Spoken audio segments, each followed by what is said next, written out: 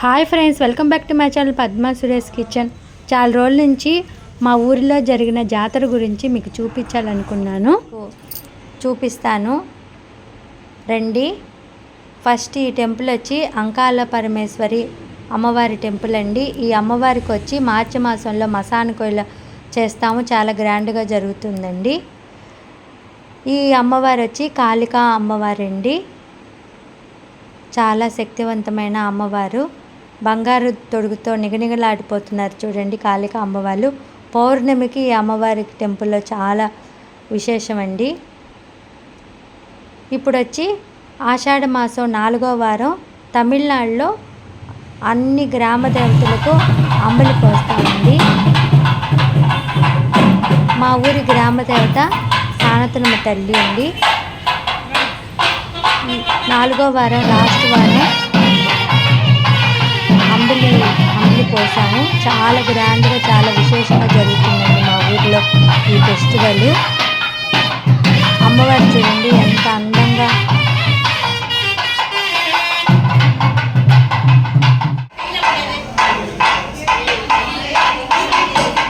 Decoration చేశారు చూడండి. దర్శనం చేసుకోండి. అంబలి అనేది మా ఊరిలో 3 రోజులు ప్రాసెస్ జరుగుతుందండి. 3 రోజులు సందడిగా ఉంటుందండి మా ఊరిలో. ఫ్రైడే ఈవినింగ్ ఇలా గరగం వెళ్ళి అమ్మవారి దర్శనం చేసుకున్నాక ఇలాగ మా ఊర్లో గరగం బయలుదేరుతుందండి. గరగం వచ్చి వెళ్ళిన తర్వాత అందరి ఇళ్ళల్లో అంబలి కలిపి పెడతాము. ఫ్రైడే ఈవినింగ్ కలిపిన తర్వాత మళ్ళీ సాటర్డే ఈవినింగ్ 7:00 గరగం వచ్చేస్తుందండి. ఆ లోపల అందరం ఇంట్లో పూజ చేసేసుకొని ఈ అమ్మవారిని దర్శనం చేసుకోవాలండి. సాటర్డే ఇలాగ మనం హారతి ఇచ్చి అమ్మవారిని మొక్కిన తర్వాత మనం అంబలిని కాసుకోవాలండి. అంబలి కూడా ఎలా చేసుకోవాలో మీకు చూపిస్తాను. ఇలాగా గరగానికి హారతి ఇచ్చిన తర్వాత కలిపి పెట్టిన అంబలికి కూడా హారతిని చూపించిన తర్వాత ఇప్పుడు అంబలిని కాసి పెడతాము. ఈవినింగే కాసి పెట్టేస్తామండి. దీనికోసం నేను 2 గ్లాసులు పచ్చి బియ్యము, రేషన్ బియ్యం తీసుకొని శుభ్రంగా వాష్ చేసుకొని పెట్టుకొని 10 నిమిషాలు నానిన తర్వాత ఈ అంబలిని కాసుకోవాలి. ఫస్ట్ నీళ్లు బాగా వేడెక్కిన తర్వాత మనం వాష్ చేసి నానబెట్టుకున్న రైస్ని ఇందులో యాడ్ చేసి పెద్ద మంటలో బాగా ఉడకనివ్వాలి. ఇలాగా పొంగు వచ్చిన తర్వాత మనం మంటని స్లో చేసుకొని మనం ఈ రైస్ని అంతా బాగా ఉడకనివ్వాలి. బాగా మెత్తగా అయిపోవాలి రైస్ అంతా మెత్తగా అయిపోయిన తర్వాత మనం అంబలి కలిపి పెట్టుకున్నాం కదండి. ఒక నైట్ అంతా ఈ అంబలి వచ్చి బాగా పులవాలండి. అప్పుడే అంబలి చాలా టేస్ట్గా ఉంటుంది. ఈ పులిసిన రాగి పిండిని మనం ఇందులో ఆ రైస్ బాగా మెత్తగా ఉడికిన తర్వాత మనం ఇందులో ఈ రాగి పిండిని దీన్ని అంబలి అంటారండి. ఈ అంబలిని ఇందులో మనం కలుపుకోవాలి. ఇలా కలిపిన తర్వాత బాగా ఒక 10 నిమిషాలు ఉడకనివ్వాలి. ఈ అంబలి పోయడం అనేది నాకు కూడా ఫస్ట్లో తెలియదండి, పెళ్ళైనప్పుడు కొత్తలో. తర్వాత ఇక్కడ వచ్చిన తర్వాత మా అత్తమ్మ దగ్గర నేర్చుకున్నానండి.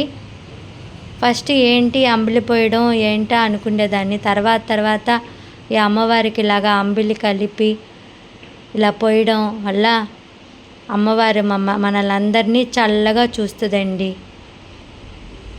ఇది వచ్చి మా అత్తమ్మ దగ్గర నేర్చుకున్నానండి. ఇప్పుడు మా అత్తమ్మ లేరు, ఉంటే మా అత్తమ్మే ఈ అంబలిని కాస్తారు ఎప్పుడు.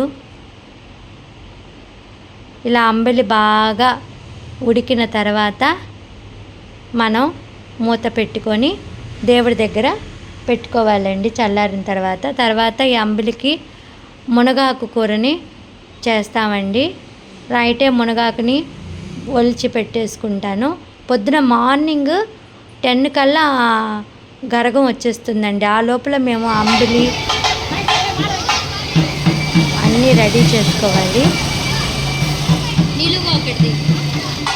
ఇలా గరగం మార్నింగ్ వచ్చే లోపల కరవాడు పులుసు అండి, అంటే ఎండు చేపల పులుసు, బంగాళదుంప, కందగడ్డ, మునక్కాడి, వంకాయ వేసి ఉప్పు చేప వేసి ఈ పులుసు చేస్తామండి. అమ్మవారికి చాలా ఇష్టము. అంబిలితో పాటు సైడ్ డిష్గా ఇలాగా ఎండు చేపల పులుసు, అలాగే మునగాకు వేపుడు, మునగాకు వేపుడు, అలాగే గుడ్డు కూడా ఉడకపెట్టి అమ్మవారికి నైవేద్యంగా పెడతామండి. ఈ కరవాడు పులుసు కూడా ఎలా చేయాలో మీకు వీడియో అప్లోడ్ చేస్తాను. అలాగే మటన్ కర్రీ కూడా చేశానండి. ఈరోజు అంబిలి రోజున అమ్మవారికి నాన్ వెజ్ పెడితే చాలా మంచిదండి. ఇలాగా స్వామి వచ్చే లోపల అంబిలి, కరవాడు పులుసు, మునగకూరకు వేపుడు, ఇలాగా అన్నం ముద్దలు, గుడ్డు అన్నీ అమ్మవారు వచ్చే లోపల మనం రెడీ చేసుకోవాలండి. 10 మార్నింగ్ 10 అమ్మవారు వచ్చేస్తారండి ఊరేగింపుగా. అప్పుడే మనం అంతా రెడీ చేసేసుకొని అమ్మవారి పూజ చేసుకొని ఉండాలి. అదండి గరగం వచ్చేసారు. పసుపు నీళ్ళతో మనం ఈ అమ్మవారికి మనం కాళ్ళు కడిగి పసుపు నీళ్ళతో కడిగి మనం దండం పెట్టుకుని ఆశీర్వాదం తీసుకోవడం వల్ల అమ్మవారు మనల్ని చల్లగా కాపాడుతుంది. ఇలాగా హారతి ఇచ్చిన తర్వాత ఇప్పుడు ఆ అంబిలి పోయటానికి ఇలాగ వ్యాన్ అరేంజ్ చేస్తారండి. ఇంటింటికి వ్యాన్ వస్తుంది. ఇప్పుడు మేము కాచి పెట్టుకున్న అంబిలి, కరవాడు పులుసు, మునగకూరకు వేపుడు, అలాగే గుడ్డుని ఇక్కడ మనం అమ్మవారికి ఇస్తామండి. అన్నం ముద్దలు కూడా ఇలా ఇవ్వడం వల్ల మన ఊరిని అమ్మవారు చల్లగా చూస్తారు. అమ్మవారు చల్లగా శాంతంగా అంబలి పోయడం వల్ల అమ్మవారు చల్లగా మనల్ని అందరినీ కాపాడుతారండి. నేను అటుపక్క నుంచి వెళ్ళి వేయాలనుకున్నాను. తర్వాత ఇక్కడ ఏదో రెడీ చేసి పెట్టుకున్న అంబిలి, అలాగే కరవాడు పులుసు, అంటే ఎండు చేపలు అంటారు, తమిళ్లో కరవాడు అంటారండి, పులుసు, మునగకూరకు, అలాగే ఎగ్గును కూడా బాయిల్ చేసిన ఎగ్గు, మటన్ కర్రీ అన్నీ అమ్మవారికి సమర్పించడం వల్ల అమ్మవారు సంతోషపడి మనల్ని అందరినీ చల్లగా కాపాడుతారండి. మార్నింగ్ కల్లా మేము అందరము ఇళ్ళల్లో పూజ చేసేసుకొని అమ్మవారికి ఇలాగా అంబలి సమర్పించిన తర్వాత గరగం వెళ్ళంగానే ఇంట్లో ఆకు వేసి అమ్మవారికి నైవేద్యం ఇలాగా సమర్పిస్తామండి. అమ్మవారికి నైవేద్యం పెట్టిన తర్వాత మేమందరం ఇంట్లో ఆ రోజు మార్నింగ్ ఇలాగా కూలు అంటే అంబిలండి. ఈ అంబిల్లో కొంచెం పెరుగు, చిన్న సన్నగా కట్ చేసుకున్న ఉల్లిపాయలు, అలాగే దీంతో కాంబినేషన్గా ఎండు చేపల పులుసు, మటన్ కర్రీ, అలాగే మునగాకు వేపుడండి. ఈ మునగాకు నిజంగా చాలా బాగుంటుందండి. నాకు మటన్ కర్రీ అండి. ఈ మటన్ కర్రీ ఎండు చేపల పులుసు కన్నా ఈ మునగాకు కూరాకుతో తింటే నాకు చాలా ఇష్టం అండి. అంబలి అందరం తాగేసిన తర్వాత మధ్యాహ్నం చికెన్ బిర్యానీ కూడా చేసామండి.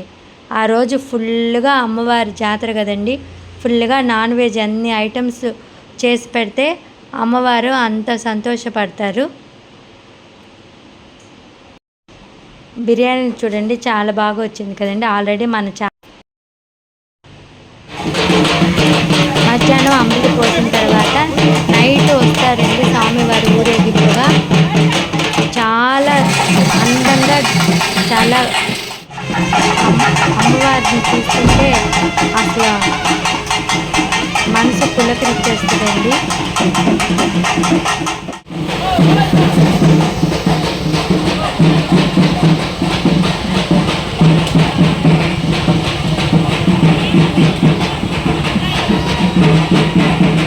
అమ్మవారు చూడండి ఎంత బాగా మా వీధిలో అన్ని ఇంటికి ఊరేగింపుగా అమ్మవారు వస్తారండి. వీడియోలో కన్నా నేరుగా చూస్తే చాలా బాగుంటుందండి.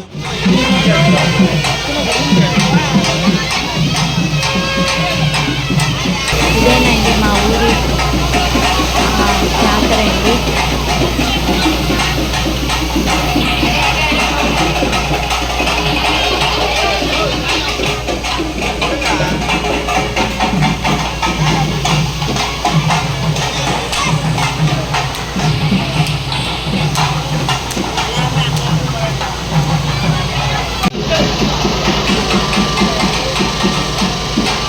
బాగా 3 రోజులు బాగా జరుపుకుంటామండి మా ఊర్లో ఈ అమ్మవారి జాతర.